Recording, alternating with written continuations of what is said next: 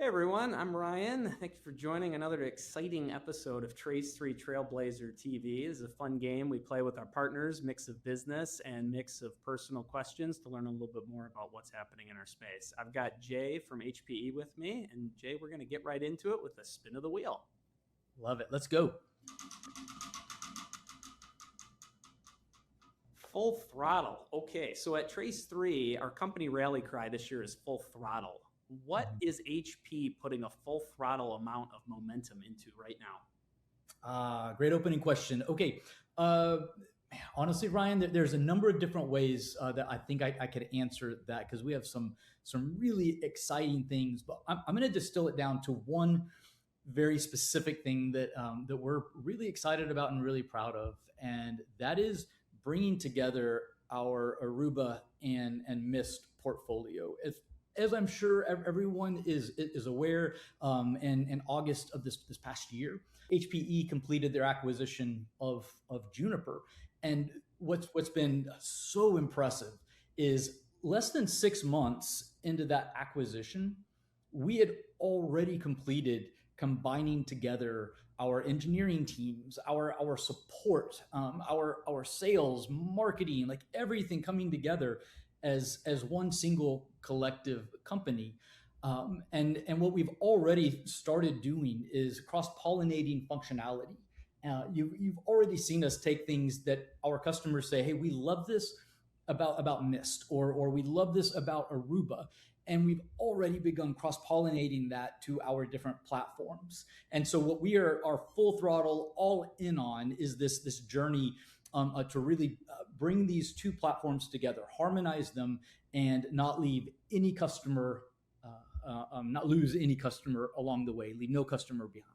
Yeah, it's super exciting. It's been cool to see in the recent years with HPE, various acquisitions driven by data to drive fantastic customer insights. It's really interesting to see what will happen based on Mist and how that's integrating to the platform. So very, very cool. Yeah. Let's spin the wheel again.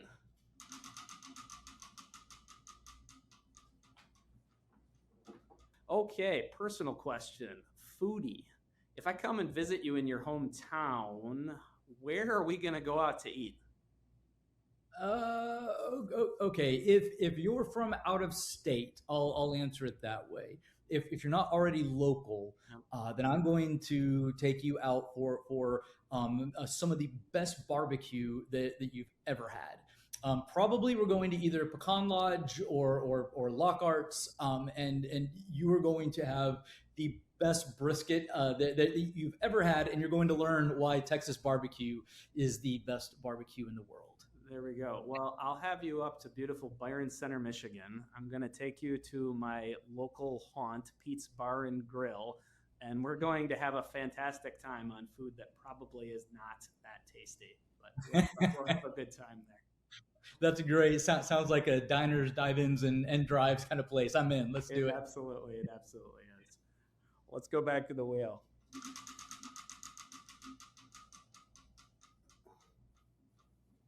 Sneak peek. What is going to be the biggest headline from HPE throughout this next year we're going to hear about? Okay. Let me see. It's not exactly going to be a sneak peek because this is a journey that we've been on pretty much since inception. But what you're going to see is we are at a very interesting, pivotal time in our industry where self-driving is becoming a reality. And this is the world that we have been marching towards. It is the reason that we gather so much telemetry from every single user, every single minute. It's been moving towards this idea that a network that can not just tell you that something's wrong. It cannot not just make you aware that there's an issue, but that with your permission, it can just go in and fix it.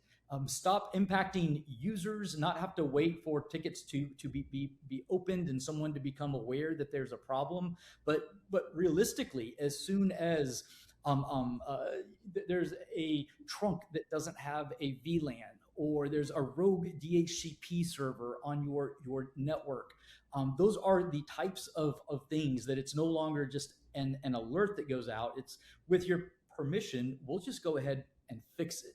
And this is where we are leading our industry. And it is genuinely, as someone that's been an engineer and in this space for 20 some odd years, it is the most exciting thing I think I've ever seen. It is absolutely mind blowing.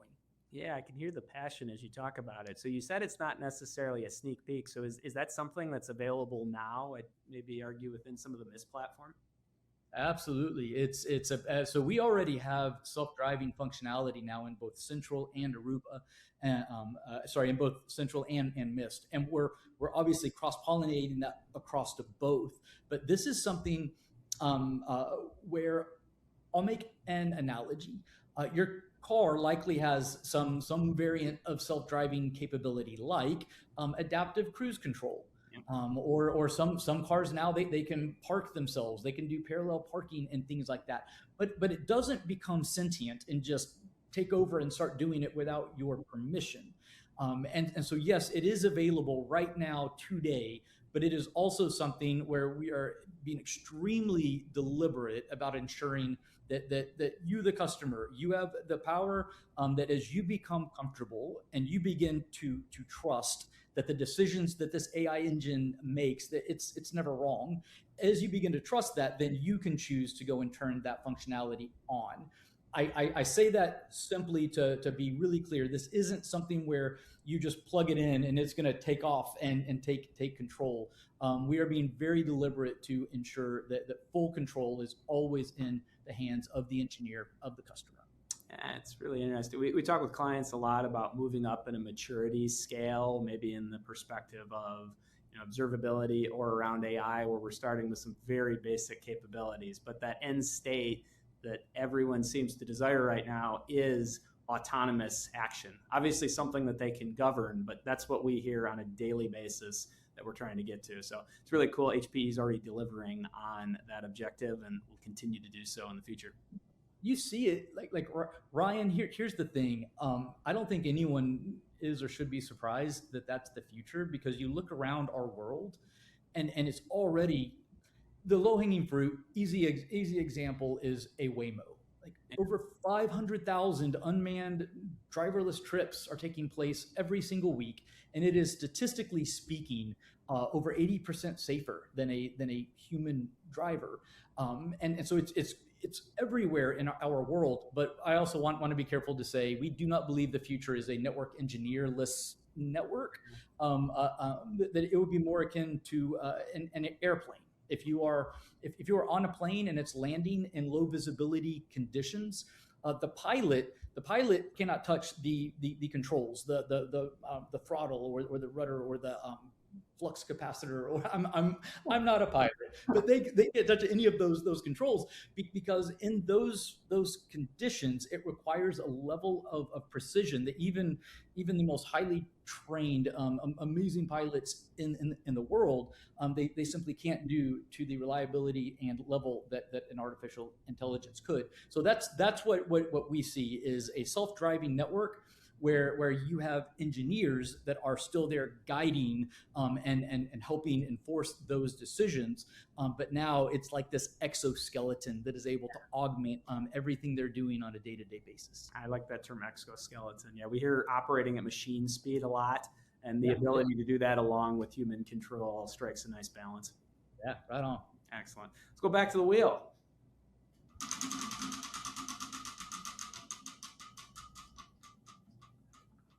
Okay, event. Back to the personal questions. What's your favorite city to attend an event at, and why is it? Oh, okay. I think I have to answer that two ways because it depends on the season. I live in Texas, so during the summer, there's like a 3-month span that when I tell my kids to go outside and play, they're like, "What did I do wrong, Dad?" It's like it's an oven out there. So during the summer, I'll say Chicago. I don't know of a more beautiful city in the summer to go walk around and explore and experience. Just the food and the culture, the architecture, it just checks every box. So I'll say, I'll say Chicago during the summer. During the winter, candidly, I love to ski, and so I'll say Beaver Creek, because me and my family every year on spring break we go to Beaver Creek and absolutely love it. So that'll be number one and number two. So your comment on sending your kids outside in the summer, for me up in Michigan, that's the winter. When I send them outside in 97 layers of clothes, they're also asking what they've done wrong. So that's right. That's right. Excellent. Okay, let's see what we get here. Okay, disruptors, a former Trace3 rally cry, but we've always seen ourselves as a disruptor and an early innovator in the industry. How's HPE helping us do that? In order to be a disruptor, it requires solutions that are disruptive. And what we do phenomenally well is really introduce this paradigm shift in our industry based on measuring user experience. And when you look at what Trace3 is capable of, because I will say you have some of the absolute brightest engineers on the planet, and they can absolutely all day go and keep implementing the same legacy systems that people have been running for years. But you guys also have the technical expertise to look at, okay, what is out now? What is best in breed? What is like truly leveraging cutting edge tech, and that we have the bench to be able to execute on. And you have that in spades. And so I would say putting together our platform, which is Gartner's Magic Quadrant best of breed, and putting that together with your best of breed technical engineers, man, that's a match made in heaven. There we go. The Trace3 and HPE story, never better together. That's right. That's right. Let's see where we end up here. Jay, we've talked a lot about networking in the past few months. You were actually speaking at an event we had in Dallas together. Tell me a little bit more about HPE's work in networking and how it's moving into an emerging trends space. Yeah. So let me see. I touched a little on this earlier, and I'm going to try and unpack it a bit more now. There is a real paradigm shift that's happening in our industry, where for the past 25 years, really since the inception of networking, we've been asking questions like, is this interface up? What's the bandwidth utilization? Is this device up or down? And vendors have gotten really good at building tools that are able to answer those questions, but those aren't the questions that our actual users are asking. They're asking things like, hey, can I connect to wireless? As I walk through our facility, do things still work? Do they perform as the same as if I'm sitting at my desk? And when I'm doing Zoom or Teams calls, can I trust that they're going to be pristine? And these are very different questions from what we're used to asking and answering. And there's a gap between those two questions. And in that gap is where every network operations troubleshooting issue lives, like right there. And so where we're really leading our industry is into this world of measuring user experience. It's this acknowledgement that the network being up isn't the same as an experience being good. It's in my prior life when I was the network manager at GameStop.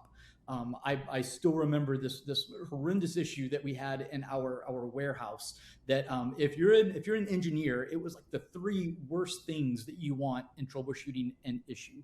It was sporadic, so we didn't know when it was going to occur. We couldn't reproduce it, and it was incredibly impactful. And the worst part was all of our tools said that the network was fine.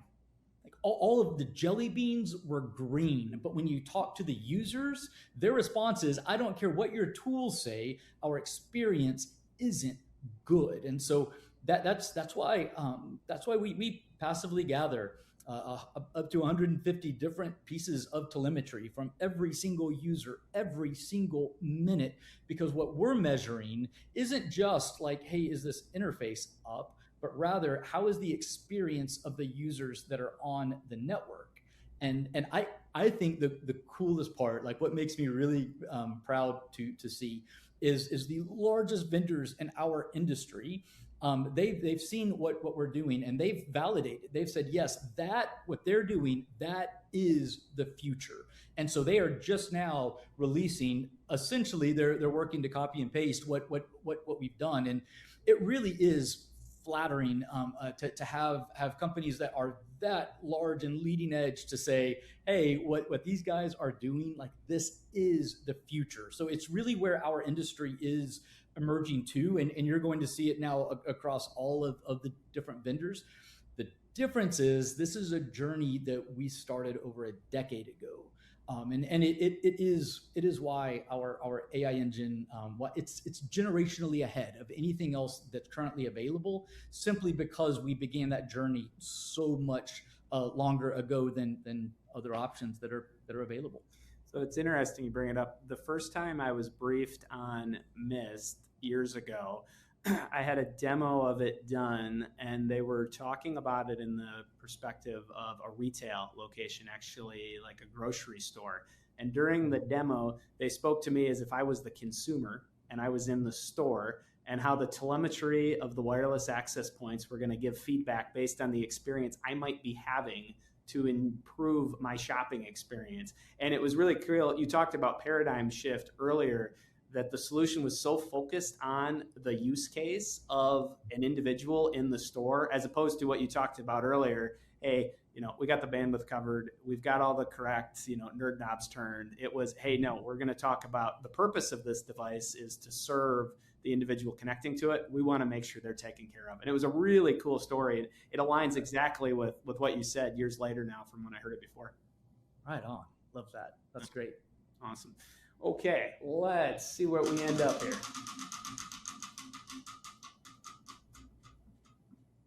Okay, another personal question. We live in the world of AI assistant. In your personal life, what's your most recent use of AI? Oh, wow. Okay, let's see. First, it's a bit difficult for me to answer simply because I use AI all day. Dozens of times a day, and it is everything from my daughter is turning 15 tomorrow, and we're having an Aloha birthday party, and so it's figuring out ideas for that. It's using it as my research assistant for opportunities or different companies.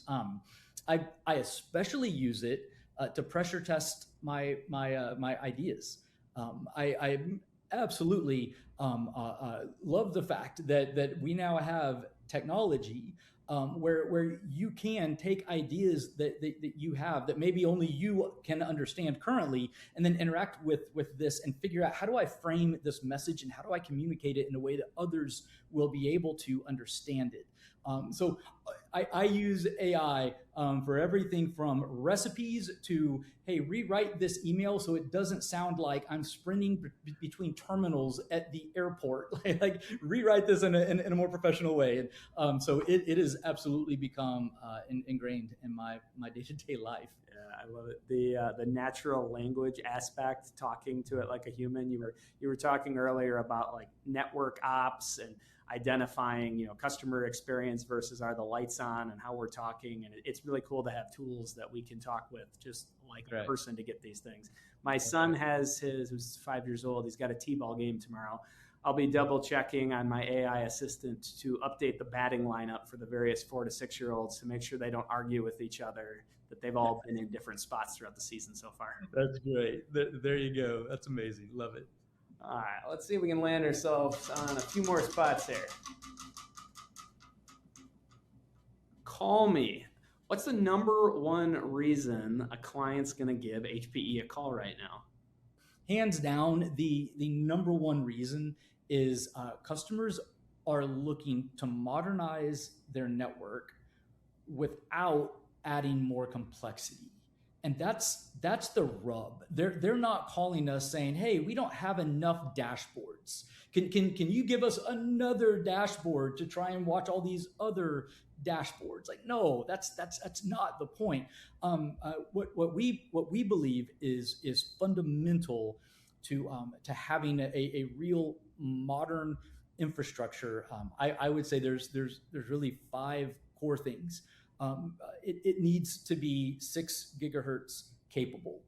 If you're not a Wi-Fi nerd, this is the biggest innovation to the Wi-Fi world in a decade, and it gives phenomenal speed and reliability increases. So I would say being 6 gigahertz, not just for wireless, but you need it on your switches also, because there's a lot of throughput that it's now capable of. So that's the first. Number 2, microservices. This is a big one. There are so many solutions still today. I'll say the overwhelming majority of them.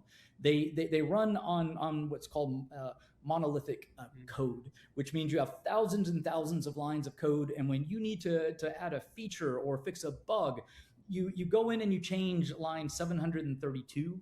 And you hope that it doesn't break line 11,179. That's monolithic code. A microservices architecture, this is where you can start and stop and patch every process independently. And the easy analogy would be like your smartphone, where if the LinkedIn app needs to be updated, it has no impact on your ability to make a phone call or send texts. And if the Netflix app has a bug, it has 0 impact on Google Maps working, for example. So a modern microservices cloud, this is vitally important, especially if you're operating a network that is complex or critical. Number 3, I'll say an AI or an API native architecture. And I say native to differentiate between AI enabled. There's a lot of solutions where vendors are working really hard to go and try and retrofit their existing platforms to try and add API endpoints to it. But an AI native solution, what we're offering, means nothing goes into our dashboard until there is an API endpoint that is created first. It is an API first mantra, and it's been there since inception. To the point, we have one of the largest retailers on the planet. They don't use the GUI at all. Like, all they use is the API, and you can do that even in incredibly complex networks because it's fully covered with APIs. And that leads to, I think, number 4, which would be AI native.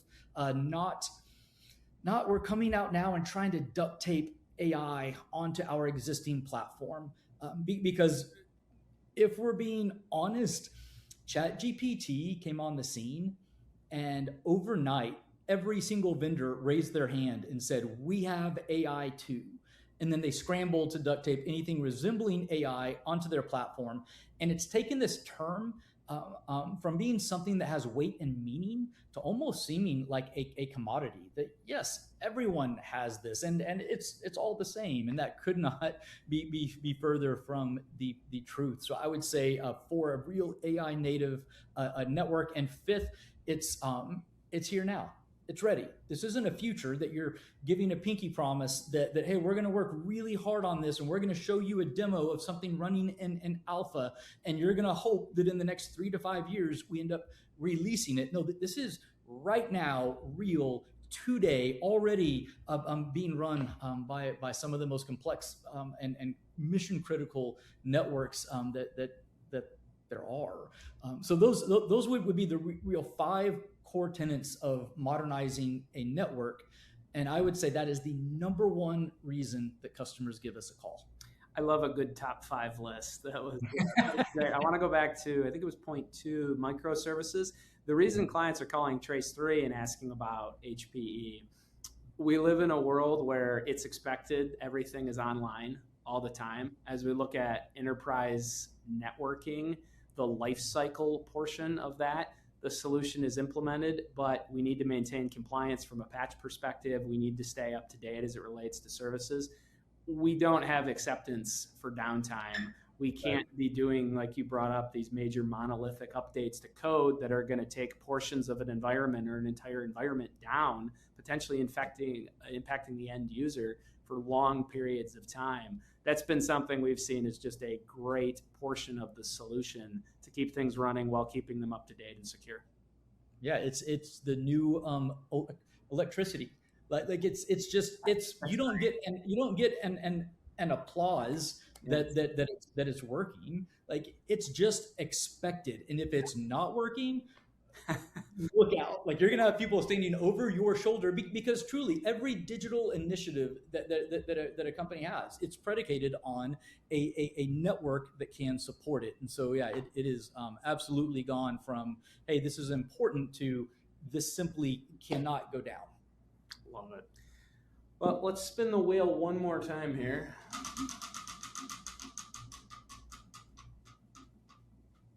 Last question here. Let's end on something about Trace3. Where do you think, and you hit on it a little bit earlier, but maybe to further what you were talking through, where do you think Trace3 truly differentiates itself in the industry? Oh, yeah. Let me see. Trace3 is a very interesting partner to me because there are some partners that are really good at talking strategy. Like they can talk business outcomes. They can translate technology into business outcomes, and they can go and present that at all different levels of a company. And then there are other partners that have a deep technical bench. And so they cannot just tell you about a solution, but they can build it. They can actualize it for you. Very, very few of them can straddle both. And this is what has always been just incredibly impressive to me about Trace3 is it's not, oh, they have one really good AM or one really good SE, and you better hope that you get them on their account. I will say with an incredible degree of persistence, you have individuals that can truly speak the language that intersects business and IT. So they can translate a technical solution to a business outcome. And then once that's occurred, they then have the expertise and the bench to make that idea become a reality. And that's very, very rare. And you guys do it phenomenally. You must have been at our company kickoff. Your beginning portion on Trace3 fits right in with what we're trying to do, the intersection of strategy and execution. So that's right. Right on. Yeah, when you put Trace3 and HP together on that, you get some great results. That's right. Right there with you. That's right. Well, Jay, I appreciate the time. This was an enjoyable conversation. Some really good insights along the way. Thanks for joining us today. Same to you, Ryan. Thanks, everyone.